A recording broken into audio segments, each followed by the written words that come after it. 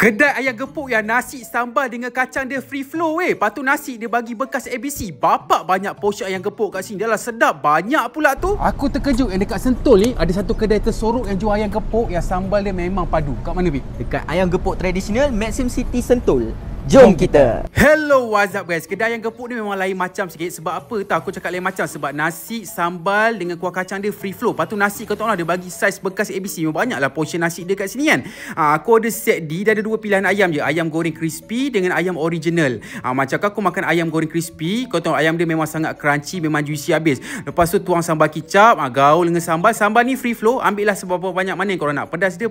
Sambal dia pedas-pedas manis macam tu tau. Makan dengan kobis. Aku ambil set D lah. Kalau tambah RM2 boleh dapat air. Yang Syafiq pula dia makan set ayam original. Macam-macam dia bagi. Hati, pedal, tempe, tahu. Portion dia aku cakap terang memang banyak. Dah lah dia bagi nasi banyak. Tak cukup boleh tambah lagi weh. Lepas tu harga set D aku order ni RM14.90 je. Kalau tambah RM2 dapat sekali dengan air lah. Air tu boleh pilih 3 jenis.